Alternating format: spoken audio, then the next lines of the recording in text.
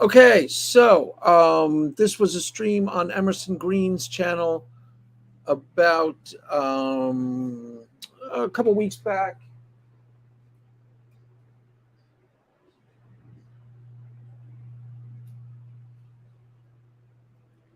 A couple weeks ago.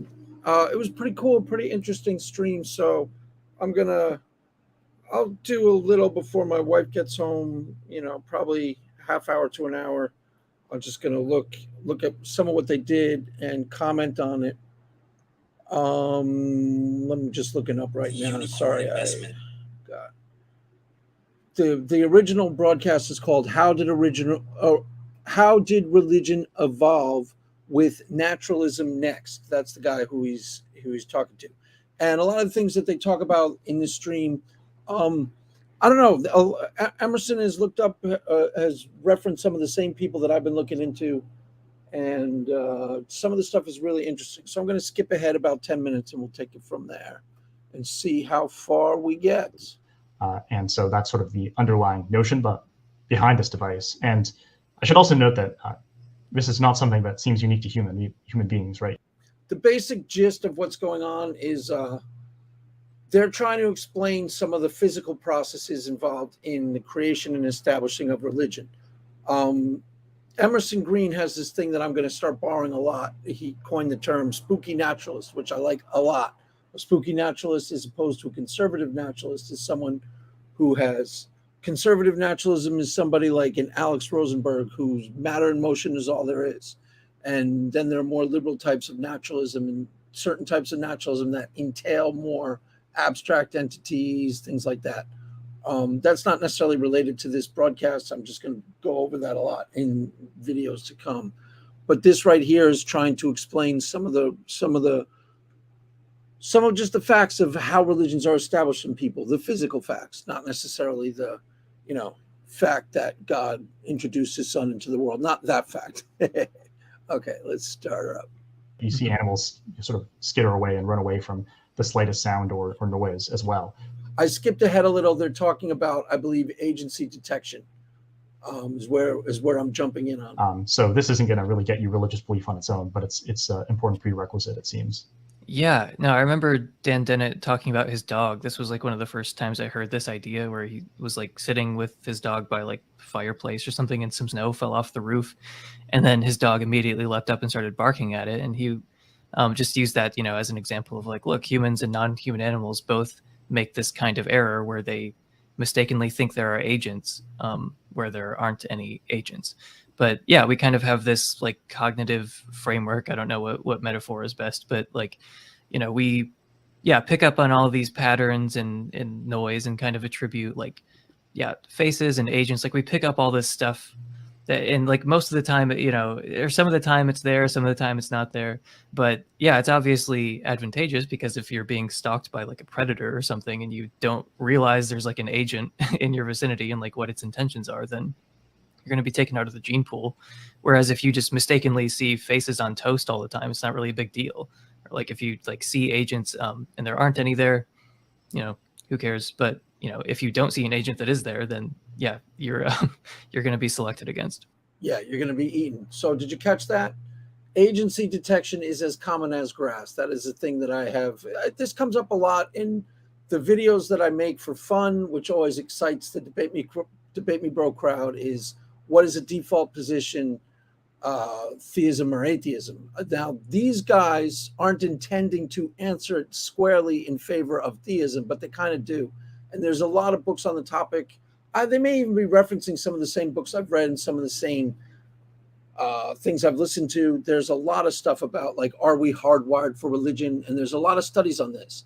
And this guy has compiled, pretty interesting stuff. The reason why I'm streaming this is that I thought this broadcast was really interesting. But did you catch that? So if I'm walking with my atheist friend circa 15,000 BC, and we're out hunter gathering, first of all, I'm going to be better at hunter gathering than the atheists. It's just a given. Actually, there probably isn't going to be an atheist back then. But here's potentially one of the reasons why. So there's a rustling in the bushes, and I go, uh-oh, it's probably an agent. It's probably a tiger. Let's run. And my atheist friend goes, do we have any good evidence that it's a tiger? Wah! And he gets eaten. In his hesitation to compile the data points and decide if it in fact is a tiger, I'm running away because I just guess it's an agent. Run. He gets eaten. Why? Because he's not convinced. Because he's looking for the evidence, and he gets chewed up. Exactly. Well, so we should add in the sort of the second part to what I sort of call prolific agency cognition in the paper, which is that, so you have the hyperactive agency stuff, and then you sort of want to add on to that sort of our ability. The only thing I object to in this, there's a theory out there, agency, why religion forms at all, and it's basically trying to be an argument for atheism. Like, they call it hyperactive agency detection. Now, hyperactive or overactive is a subjective term. Agency detection is common to everybody. And yeah, that is the starting point for a lot of religions. And that's why you can argue that theism is, I mean, if you go back to world history, we have these, what is the default? To me, it seems like a ludicrous question. So there are times and places in the history of the world where there's no such thing as an atheist. How can you convincingly argue that atheism is some sort of default except through pretzel logic? And then they have some sort of pretzel logic answers, and they usually bring up the null hypothesis. And when I did a whole video where I even brought up, why the null hypothesis isn't being used correctly by this certain type of person, and the same type of person, commented on the null hypothesis in the comments as if I hadn't said a word about it. So that's the question isn't really relevant. I just think the answer is fairly obvious. If religion weren't the default, if the type of theism, I wouldn't argue monotheism, I'd argue polytheism. If you put people on a desert island, religion is going to reassert itself within probably 100 years if these people are secular people. Why? Because the same reason it asserted itself originally. People are going to have spiritual experiences. They're going to ascribe agency to it. I agree with almost for most of this stream, I agree with a huge chunk of the stuff they say, but most of the stuff he's dealing with are basically just an exploration of the facts. So there's nothing to disagree with. They then start to make them arguments for not God out of them that I don't agree with at all. But in this first part that I'm going to cover, me and these three are basically on the same page. Same page as an atheist. Yep, same page. Pretty much, yeah. I agree with almost everything that gets said. As far as I remember, maybe I'll wind up disagreeing with something. And maybe I'll just, disagree just to be ornery. But I'm pretty sure I wound up agreeing with almost everything they're about to talk about, as far as I remember. To explicitly reason about the intentions and goals of agents, to sort of have this folk psychological explanation of, hey, here are the things that agents think, here's what they desire, here's what they intend. And you got to sort of combine that with our disposition towards detecting agency everywhere. And that's when you can sort of get more explicit belief in agents. Now, you can imagine that if we didn't have if we didn't have the first ability, the hyperactive agency detection device, we could still sort of make up agents, but we'd just be way less likely to do so because we wouldn't constantly be sort of picking up signals from the environment that say there are agents everywhere. So you might still be able to sort of create concepts of supernatural or non-empirical agents, but the probability that we would create them would be a lot lower than it would be without that device. Right. That's, I 100% agree with that. So what he's talking about is a naturalistic, practical reason why people that helped people to survive, why they come up with, why they have an agency detection. And they go into other things that I'll wait before I start commenting about teleological, because there are studies that are done that are really important, that really settle it in favor of what's the default, that little children are naturally teleological, which I'll wait before I comment because Emerson starts talking about some of the same stuff. But there's an obvious evolutionary advantage to seeing agency in everything. Like Emerson just said, if I see Jesus in a burrito, it's relatively harmless. Is it going to hurt me? No. I'm seeing a face somewhere. But if I fail to see an agent when there is one, that's potentially lethal. So that's the potentially naturalistic explanation. There's no harm in formulating, as far as we know, very little harm to be derived from formulating an agency detection where there is no agent. I think the couch is angry at me. I think the couch is speaking to me. It's a little weird, granted, but there's no harm to be derived from it. Whereas failing to detect agency when there is some is potentially lethal. Right. So like you make a distinction in the paper between explicit reflective beliefs about these concepts and like more implicit representations. So like we start with the more implicit, like immediate representations of mind somewhere, and then that kind of transitions into the more reflective religious concepts that are more refined and developed like over time. Right. It probably starts off very primitive. And there's probably a development and a natural sort of development, even within certain polytheistic religions. There's theories about this. How much I give credence to the theories, I don't know. But even within certain polytheistic religions, then their tendency, one of the gods starts to become an omnigod. Like the Greek god Zeus starts to become generic god, takes over everything, and it starts to trend towards polytheism as they become, and the gods start to become more metaphysically abstract rather than just, the gods start out as very similar to humans, all the human passions, and they start to become more representational of metaphysical abstractions and psychological, hard to understand psychological processes as they develop in sophistication. I think that's what Emerson Green just meant. But it never would have happened initially unless there was this initial, like misfiring, I guess.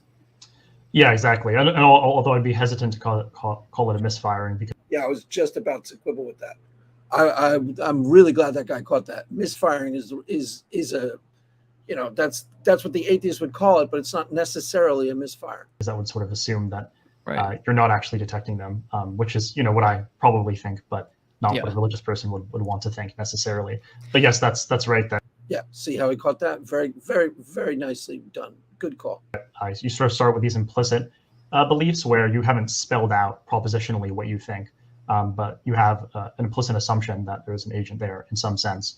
And then as you sort of start to think about these agents and maybe make up stories around them, pass them on down generations, and then sort of formalize them into explicit traditions. And this is sort of where history sort of comes in addition to cognitive science. And we talk about the history of actually like forming these belief systems. That's when you start to get more explicit reflective belief where people will publicly state, yeah, this is the proposition that I'm adhering to.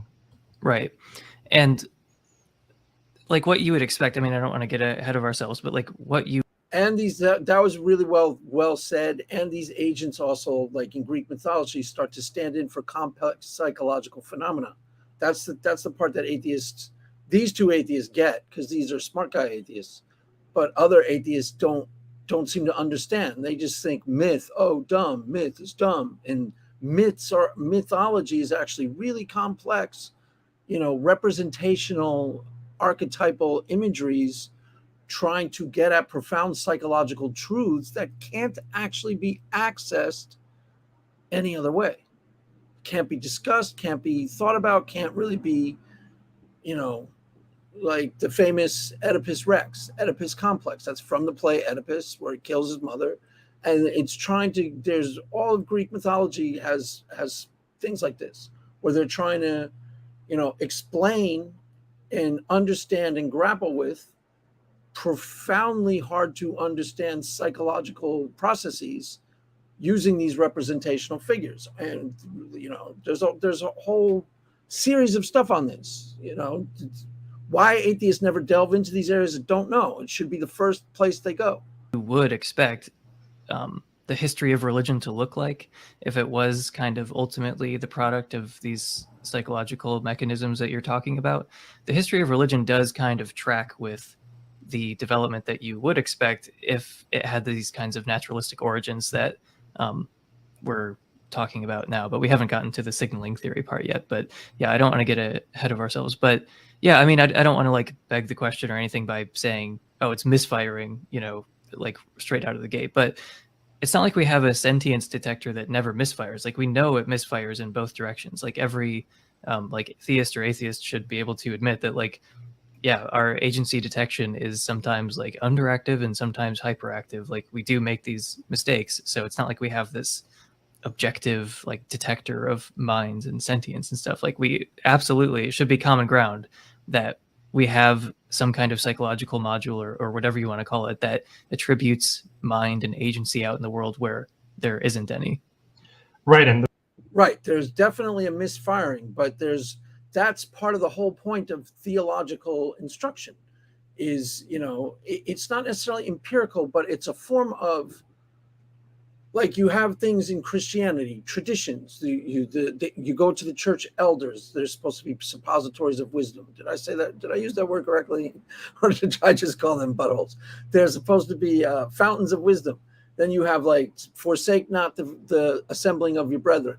You're supposed to meet with people and discuss these things and, be led by the Holy Spirit, the agency, correct? But you're also supposed to have a church tradition that you're respectful of and mindful of to try and guide you to not make the mistake. He's correct. All Christians make these mistakes, famously so in the case of the Christians who are more experiential in nature. That's how they blow their witness, so to speak, is because they read too much into things. The one example I remember with people who I was in church with, at the time I was a new Christian, but we went to we were on our way towards a TV taping down in the Orange County, and the waitress comes and she takes our order, and we have a nice little chat with the waitress, and I was like, she's really nice. And he's like, yeah, maybe that's why God sent her over here. And I was like, what, are you kidding?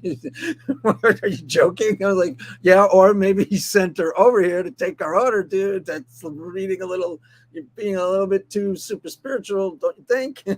So definitely Christians overshoot that, and they read too much into things, and that makes them seem kind of kooky. But there's supposed to be a whole bunch of church traditions to counteract that. You're supposed to have elders who say, well, I don't really think God telling me to kill my family. Well, I don't really think that's God there, Greg. Slow down.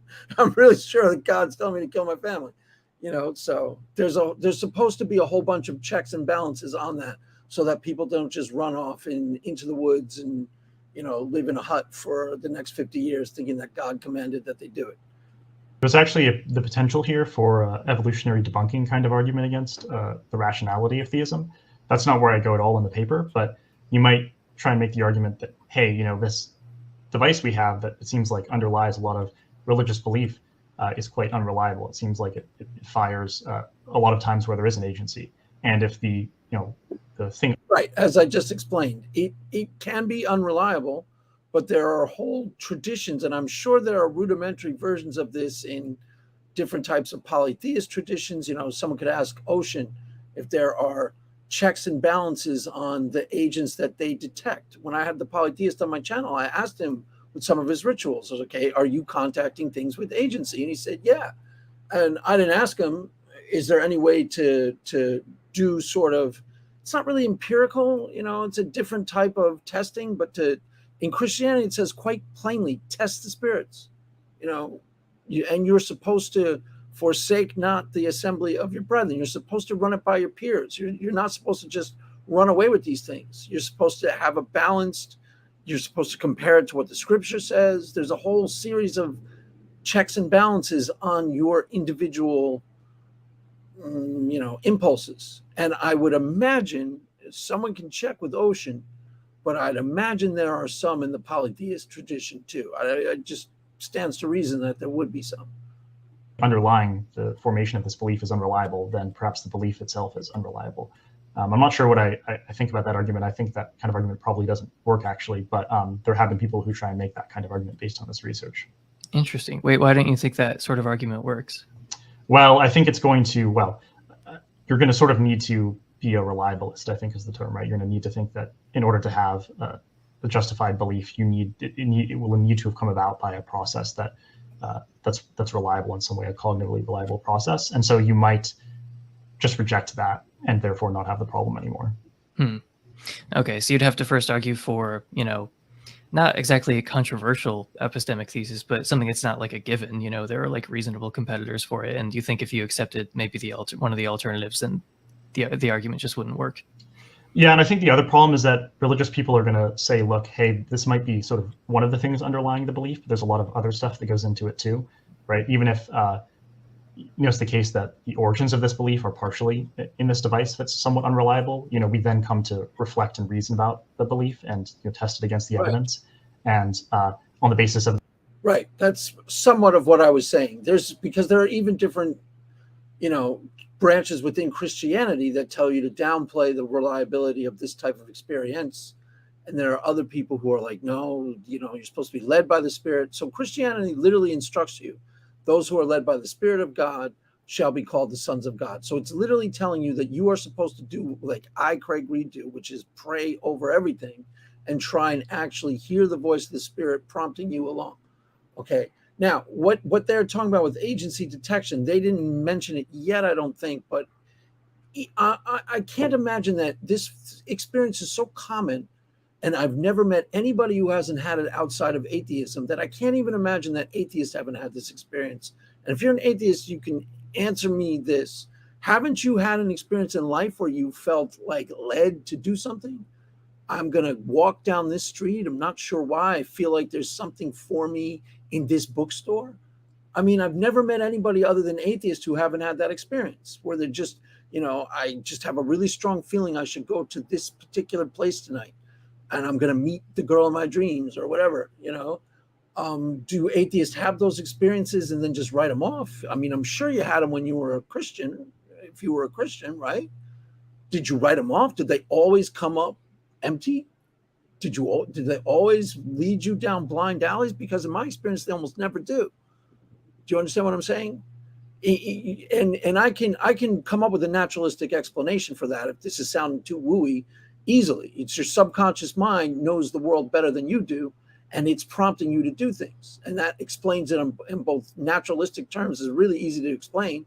Your subconscious mind is like a supercomputer, and it understands, it could have worked out things a lot better. Even rationality rules. I've already talked about this, so I won't go into it.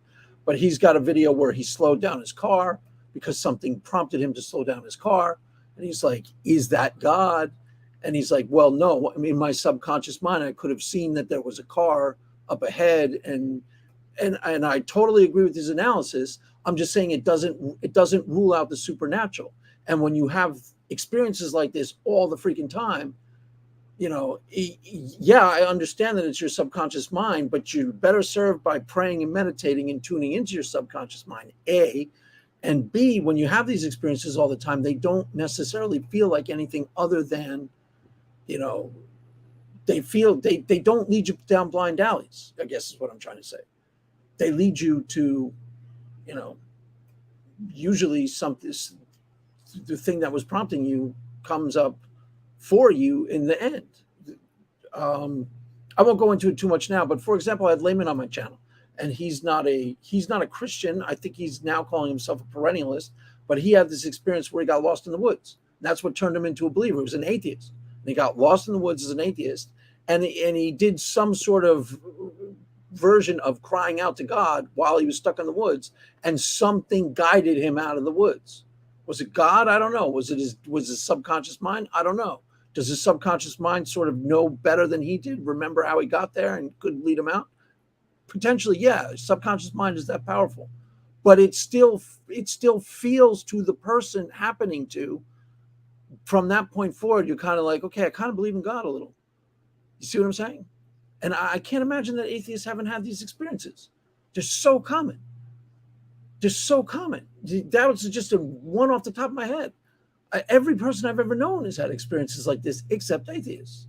So I can't imagine that you haven't had that time where you just felt like, don't cross the street right now and the car goes by, and you didn't get killed. Why? Because you listened to that voice.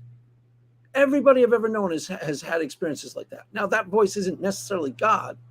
I'm just saying that voice needs to be respected and heeded. I'm a little off topic for what they were talking about, but that evidence, we come to see that in fact it is rational.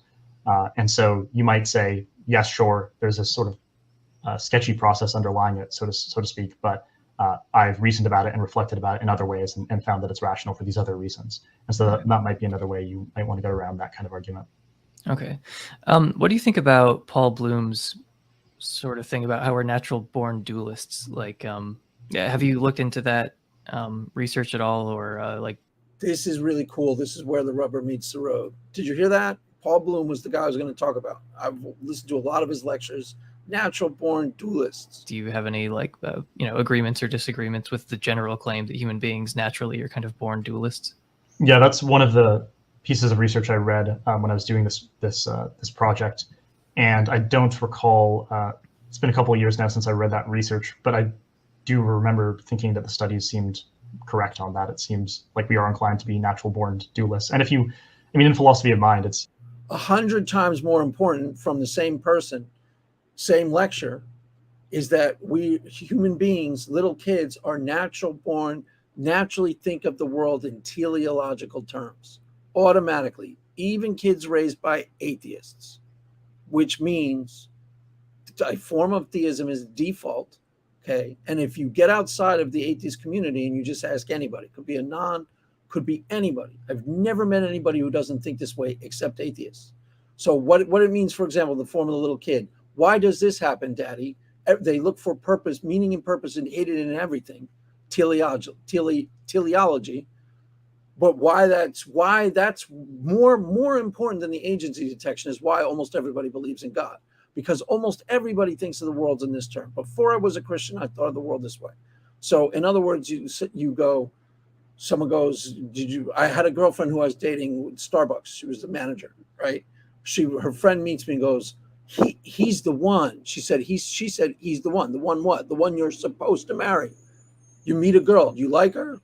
I don't know if she's the one. The one what? The one I'm supposed to marry.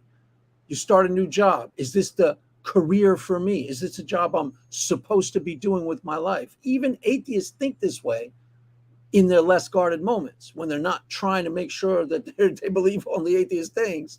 I've heard even Matt Dillahunty talk like this with his thing at the Atheist Experience. I promise. People talked about it. He starts off the Atheist Experience. It's as if someone is keeping the seat warm for him. Here's the thing you are going to do with your life for the next 20 years. This is your role in life. Everybody thinks this way. If you don't believe me, go ask anybody. It's automatic. It's intrinsic to being a human being. And it sort of presupposes some sort of divine order to reality. Now, most people don't push it to that point. They don't necessarily believe in God, but almost everybody thinks like that. Atheists do usually too, unless they catch themselves, because it's not consistent with atheism. So they'll stop themselves. Oh, I'm supposed to. I'm just a collection of cells. I'm not supposed to do anything. I'm just a collection of cells, right? That's exactly what, Emerson is a lot smarter than that, so he won't be goofy like that. But that's a lot of what the goofy atheists would say. It's more important than the stuff they're about to talk. But he's still on the right page with the I'm about to say Paul Bloom. Is that the right name? I think that's the right name. Pretty much a given that most people would admit, hey, we have like pretty strong dualist intuitions. A lot of physicalists, what they try and do is explain why we have such dualist intuitions, even though our brains are purely physical.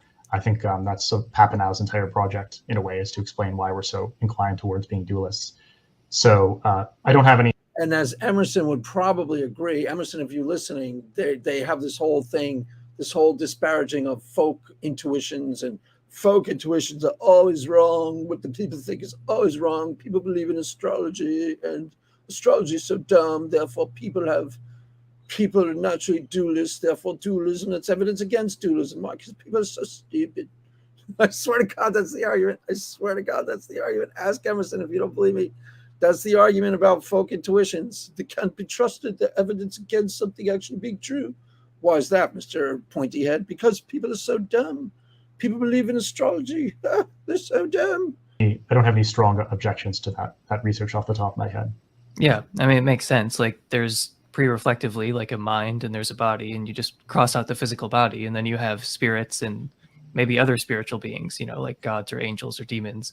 So yeah, it seems like belief in unembodied minds could come naturally given our like inborn tendency to dualism, because it's just such an easy step to just cross out the physical body and then you just have the spirit. And then yeah, it seems like that alone is like, right. And your body actually feels like an afterthought when you talk about yourself.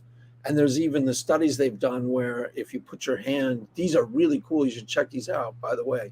If you put you put a blinder on, oh God, I can't remember the detail of the study, but you can get people to experience a phantom limb.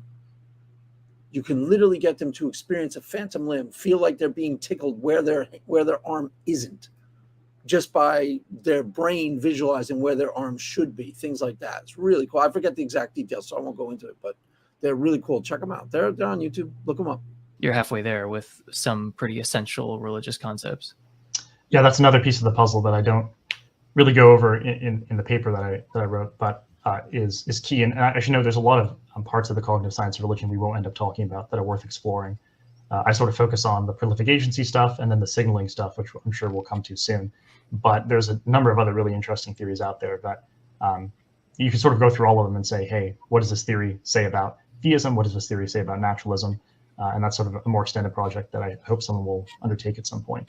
But I sort of picked signaling and hyperactive agency because I think those are the two most empirically supported parts of the cognitive science of religion. They're certainly the most written about. Mm-hmm.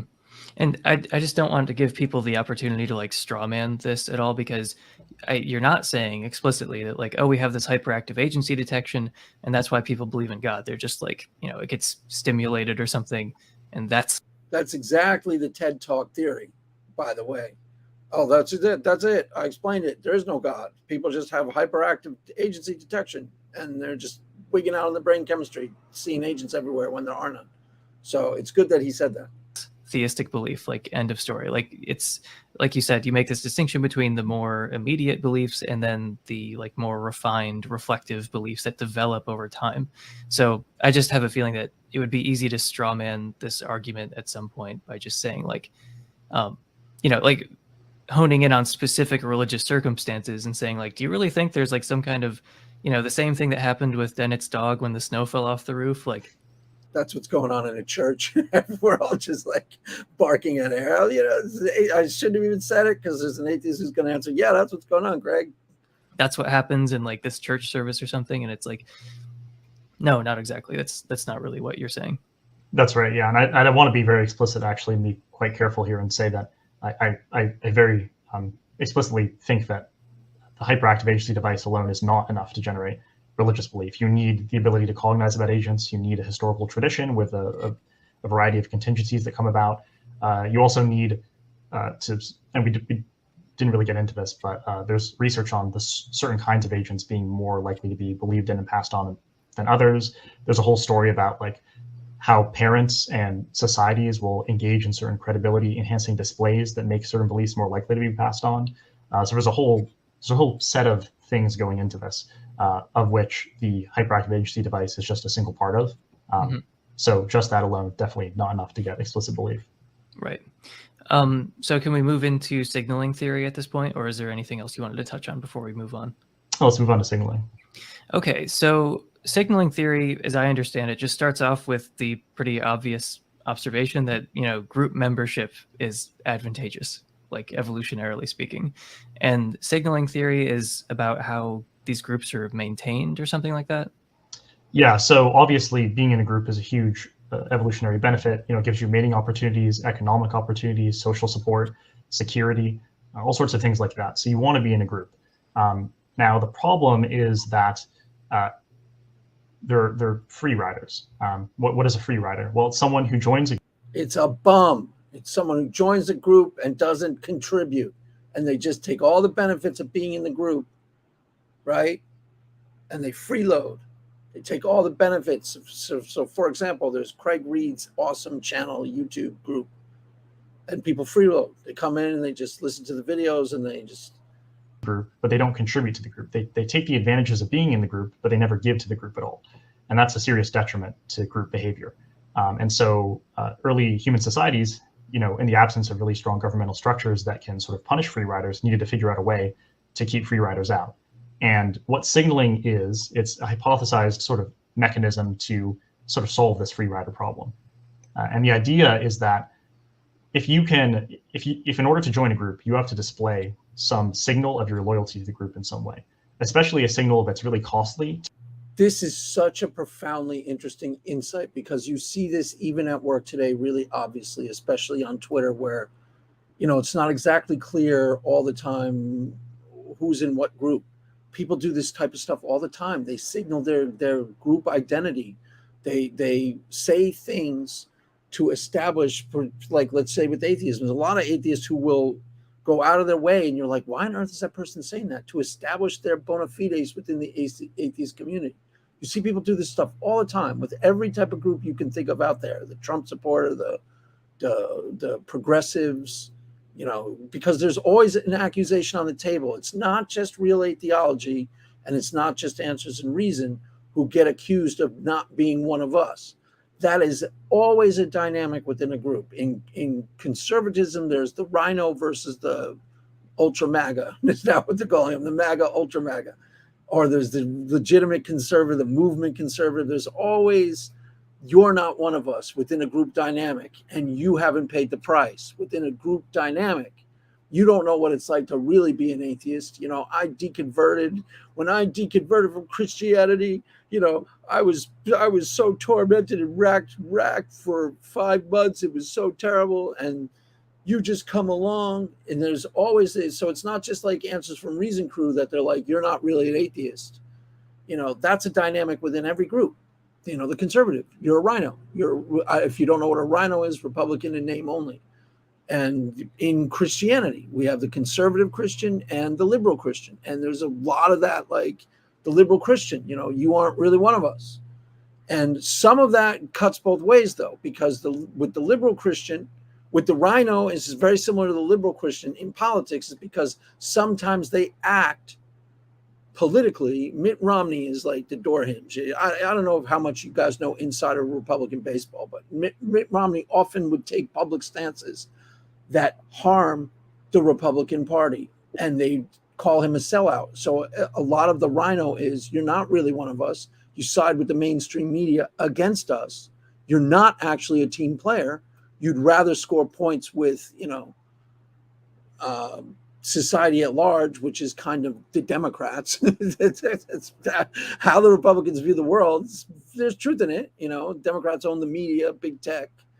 The secular left really is more of the power structure nowadays, and the same dynamic in progressive Christianity. I mean, I should do a whole unpacking of that, because it's there too. A lot of times people's beef against progressive Christians isn't what they actually believe. You take someone like Jordan Peterson. Nobody ever accuses Jordan Peterson within Christianity of being against the interests of Christianity, or very rarely. Why? Because he made political decisions to show that he's sort of signal, like he joined with he joined that conservative group. I think it's Ben Shapiro's group. I think he joined them. He did signals to say, hey, people who are more traditional minded, I'm on your side. He signaled. He made those political decisions, and he curried favor with a certain type of person. And that type of person lines up with conservative Christianity. So he never gets accused the same way a progressive Christian does. Oftentimes, the progressive Christian signals the opposite direction. They say things, I'm actually with the atheist, dude. I'm actually with the left. I'm not with you. I'm not one of you. That's where they don't realize. I think that was clear. I know Ron will understand what I just said really well. I don't know if that was clear enough for anybody who hasn't heard me already talk on this particular hobby horse talking point. But this is so interesting what he's about to talk about, because it's so common in today's world. One of the things that's happened nowadays, Twitter, YouTube, and all this, is there is a breakdown of the social order in terms of right outside your doorstep. I'm not part of any group right here in SoCal, Southern California. I have a church, but the church is 40 minutes away. I got to go over into the valley. So there's no clique that I'm a part of right in the here and now. When I was growing up in Westchester, I had my clique, and I was friends with everybody in the here and now, and I had all these groups that I was associated with right on my doorstep, right? That our world doesn't work like that anymore. Most of you listening to me probably do a lot of your living online, right?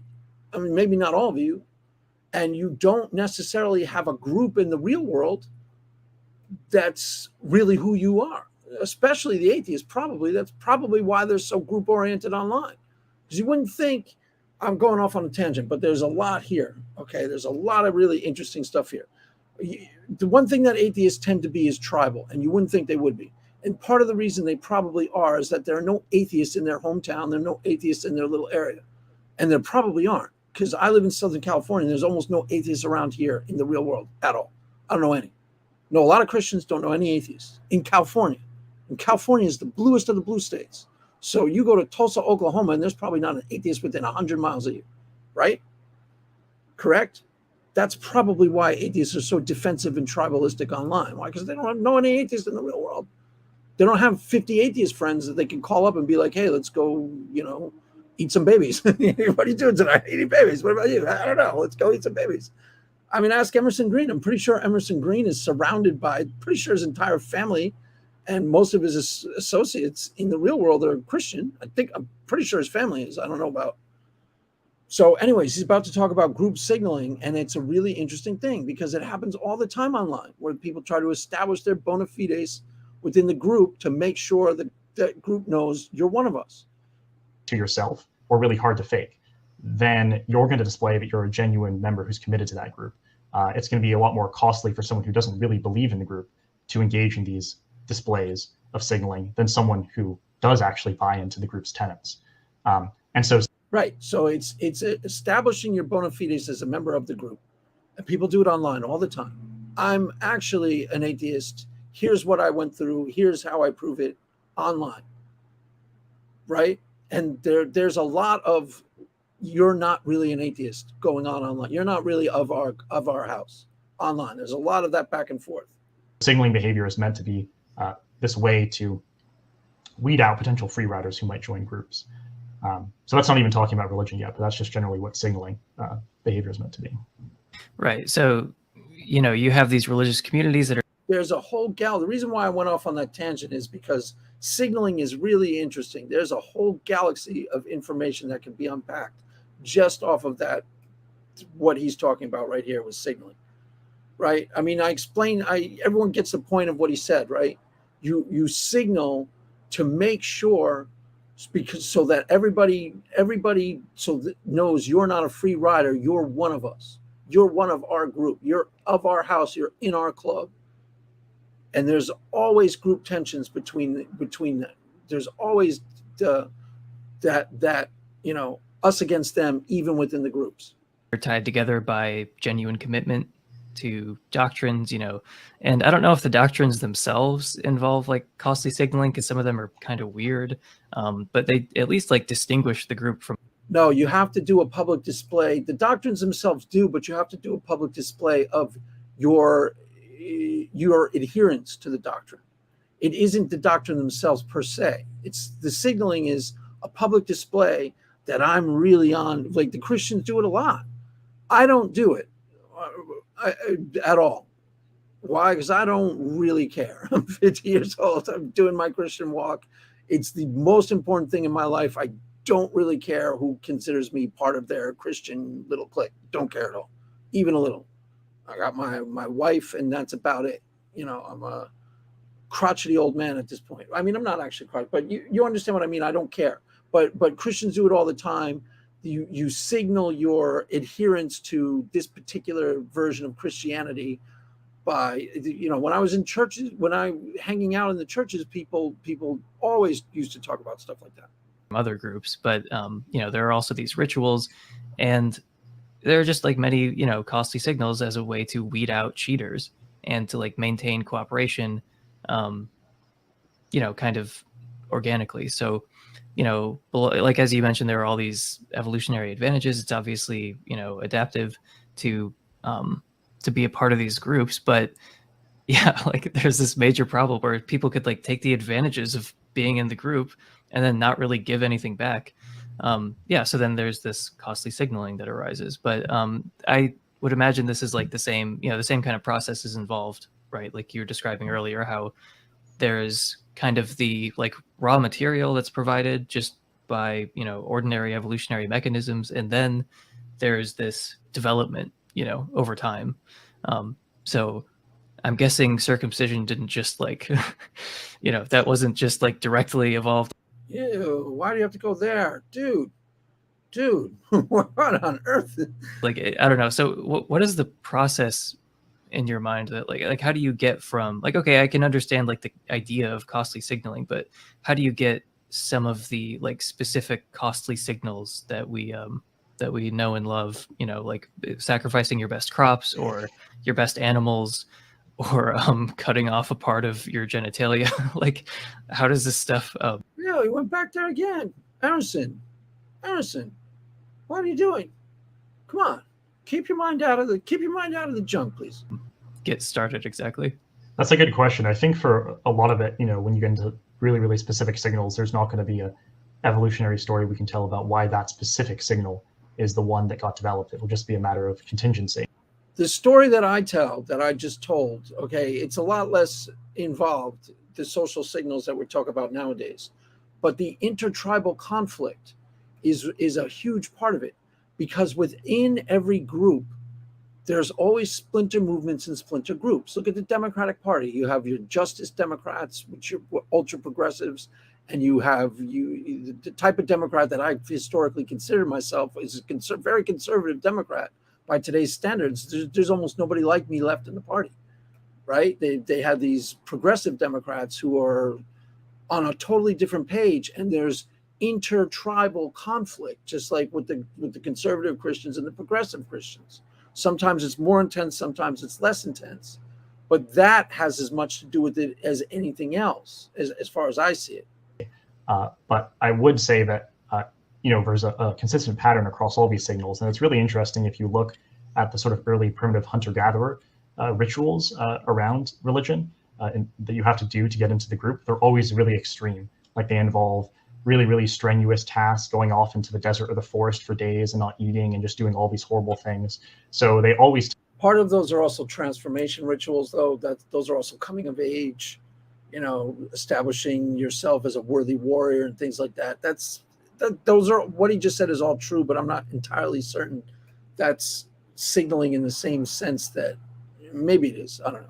Tend to be quite costly for someone who wouldn't actually believe truly that what they're doing is valuable or committing in some way. And so that's sort of the way you can tie it back into evolution. But a term that I haven't used yet, I probably should now use, is sort of the idea that religion's more of a byproduct of evolution. So we have this predisposition towards signaling behavior, and religion is just a particularly good way to help. All right, this is a cool conversation. I'm going to wrap her up now. It's about 48 minutes in. Wifey's going to be home any minute now, and I may do a part 2 to this. It goes on from here. There's a lot of other good stuff that they start talking about. Like I said, it's a really good stream. I recommend you check it out. This was just this is just my little thing for fun, just doing a little breakdown of it. I may, depending on how responsive people are to this particular video, I may do a part 2. I might not. I haven't decided yet, but I'll try and remember where I left off. So with that, there you have it, kids. That is all for now. Another slam dunk of a broadcast, if I do say so myself. First-rate entertainment on YouTube. What you think, Joe? Smashingly good, Greg. Just another slam dunk. Yeah, that's what I said. Another slam dunk. Thank you. That's kind of what I thought it was.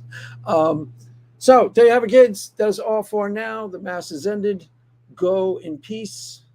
Amen.